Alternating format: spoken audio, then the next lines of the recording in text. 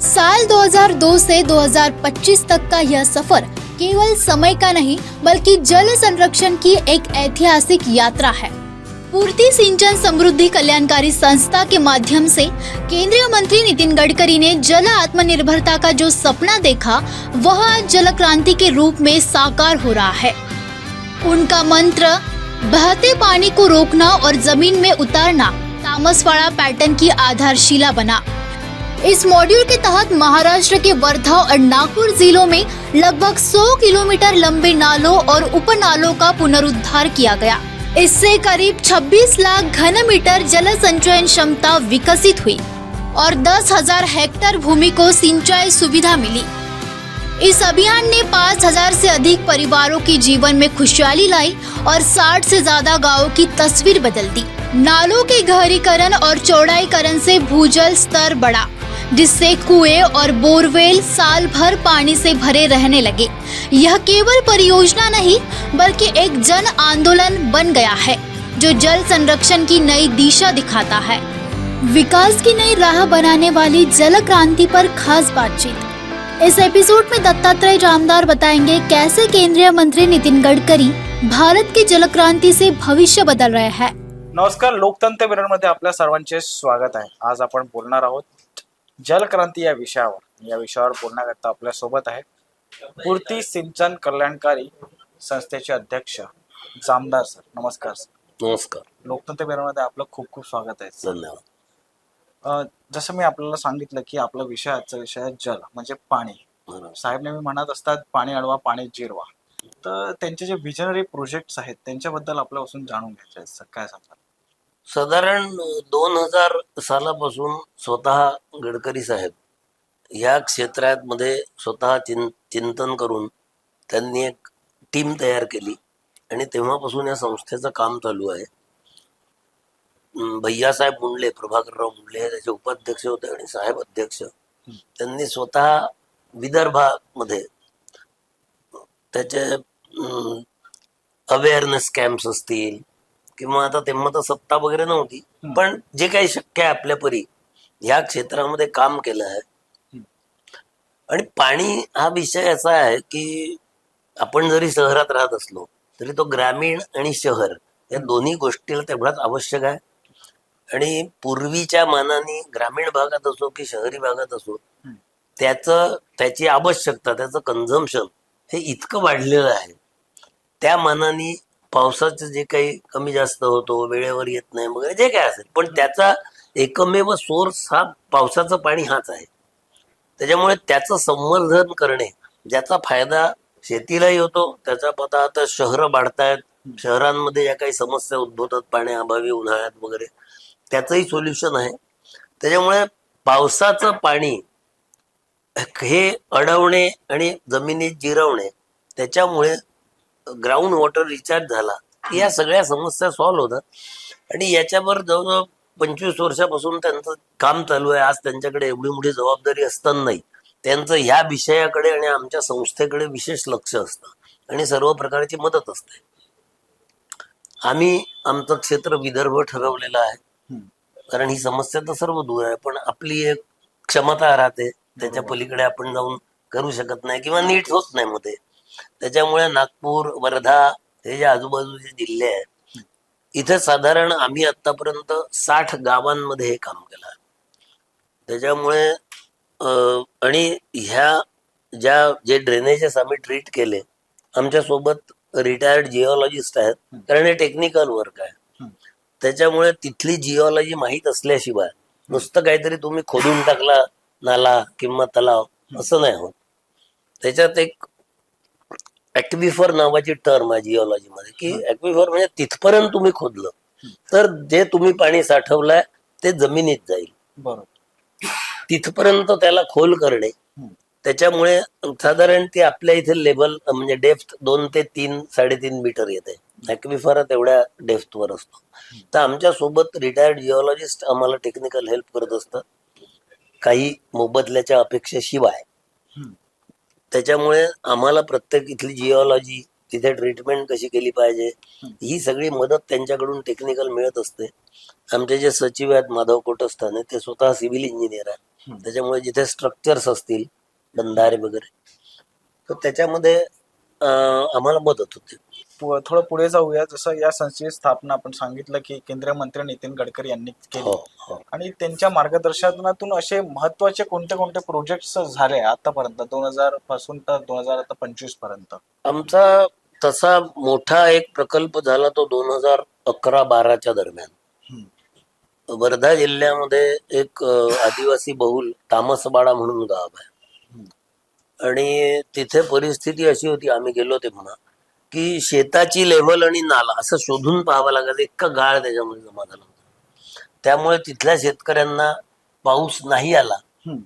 एक तर पूर्ण जंगल असल्यामुळे त्याच्या वन्य प्राण्यांचा त्रास आहे तो वेगळाच आहे, पण तिथे ग्रेडियंट इतका आहे की पावसाचं पाणी आलं वाहून गेलं, कारण नाल्याला काही खोलीच नव्हती आणि त्याच्यानंतर पाणी नसल्यामुळे काहीच नाही, अशी तिथली स्थिती होती.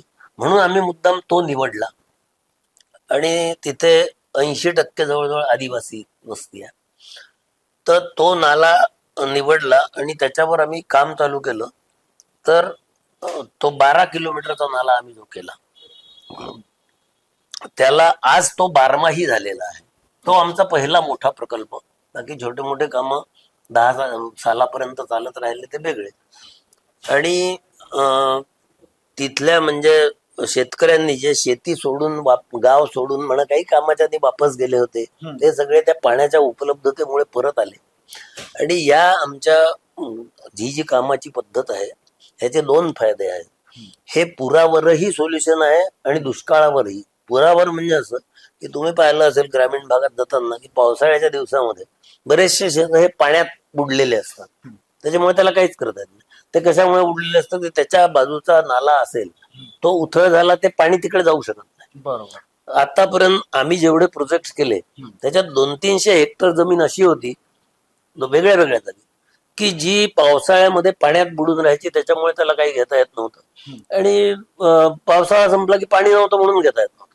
आता त्या जमिनी त्याच्याकरता मोकळ्या झाल्या आणि पावसाळा संपल्यानंतर तो नाला खोल झाल्यामुळे त्याला 2रं-3रं पीक घ्यायला पाणी आलं. म्हणजे याचे असे बरेच फायदे आहेत. दुसरं असं आहे की याच्यात कुठलंही लँड ऍक्विजिशन नाही.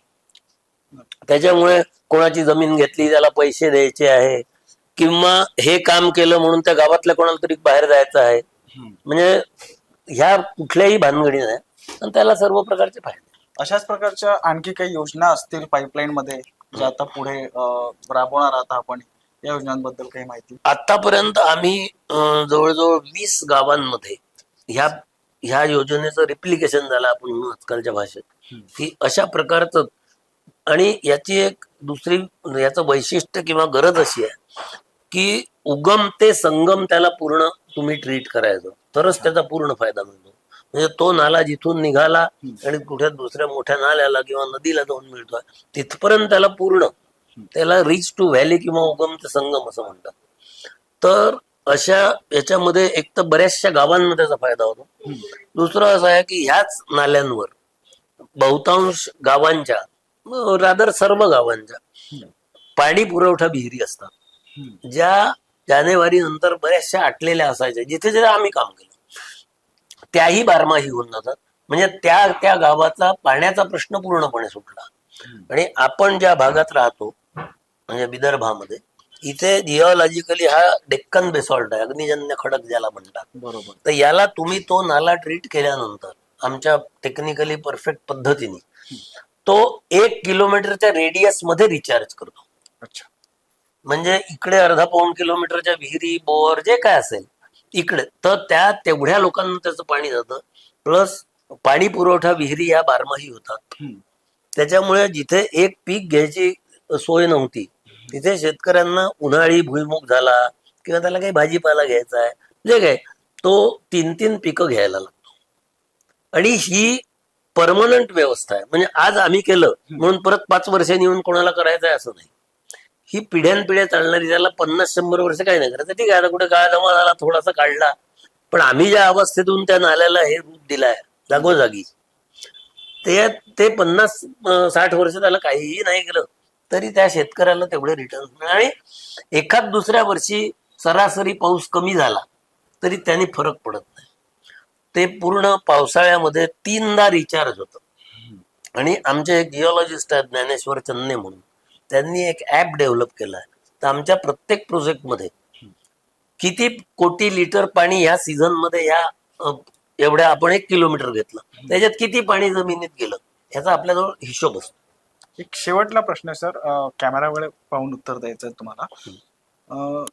संस्थेच्या स्थापनेपासून तर आतापर्यंत केंद्रीय मंत्री नितीनजी गडकरी यांचं मोलाचं मार्गदर्शन कशा प्रकारे या संस्थेला लाभलेलं आहे, आणि आता 25 वर्ष पूर्ण होतात आहेत, त्यांनी तेव्हा विचार केला होता तेव्हापासून आतापर्यंत त्यांचं आम्हाला नेहमीच मार्गदर्शन. प्रत्येक आठवड्यामध्ये ते जसा काही वेळ मिळेल इथे आले तर आमच्याकरता एक वेगळा वेळ काढतात, आमच्या कामाबद्दल माहिती घेतात, त्यांना काय सांगायचं आहे.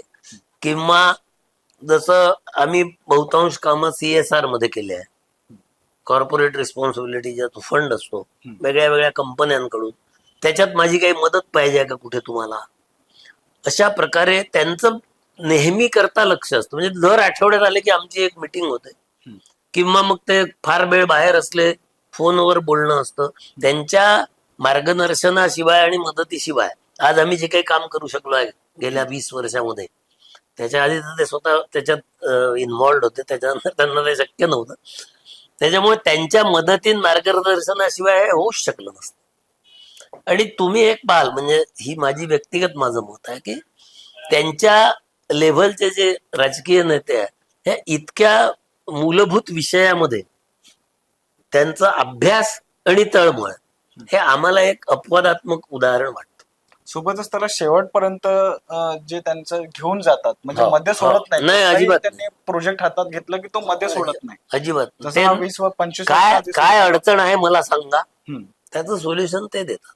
जेव्हा केव्हा ते नागपुरात ते किती व्यस्त असो काही असो, त्यांना अडचण सांगितली की बा ह्या कामामध्ये ही अडचण येते आहे किंवा हा अडसर आलाय, ते त्याच्यामध्ये लक्ष स्वतः घालून इतक्या व्यस्ततेमध्ये ते आम्हाला नेहमी मार्गदर्शन आणि मदत करतात. मी या चॅनलच्या माध्यमातून शेतकऱ्यांना आणि या विषयात कोणाला अभ्यास करायचा असेल ती माहिती देईन की आमचं पूर्ती सिंचन समृद्धी कल्याणकारी संस्थेचं ऑफिस हे वर्धेमध्ये आहे. माधव कोटस्थाने हे आमचे सचिव आहे, आणि आमच्या पूर्ण 60ही गावांच्या आणि इतर जे कामं आम्ही केले आहेत, जसं बुलढाणा पॅटर्न, ते साहेबांची संकल्पना होती. NHAच्या आजूबाजूच्या वॉटर बॉडीज खोल करणे, ह्या सगळ्याचं इतकं परफेक्ट डॉक्युमेंटेशन तिथे आमच्या ऑफिसला तुम्हाला पाहायला मिळेल. ज्याला ह्या विषयावर अभ्यास करायचा आहे किंवा माहिती करून घ्यायची आहे त्यांनी आमच्या कार्यालयाला वर्धेला जरूर भेट द्यावी अशी मी विनंती करेन. सरांनी आपल्याला फार अचूक पद्धतीने सांगितलेलं आहे की पाणी अरवा आणि पाणी जिरवा किती मोलाचं असतं. आपण आमच्याशी बोललात, आम्हाला मार्गदर्शन केलंय, खूप खूप आभार सर आपले. कुठेच जाऊ नका, कारण पुढच्या उद्याला आम्ही घेऊन येणार आहोत नवीन टॉपिकवर, नवीन विषय. पाहत रहा लोकतंत्र में. यह जल क्रांति ग्रामीण विकास की नई दिशा दिखाती है. आने वाले एपिसोड में हम एक ऐसी कहानी जानेंगे जहां पारंपरिक हस्तशिल्प ने सीमाओं को पार किया और ग्रामीण अर्थव्यवस्था को वैश्विक पहचान दिलाने में भूमिका निभाई.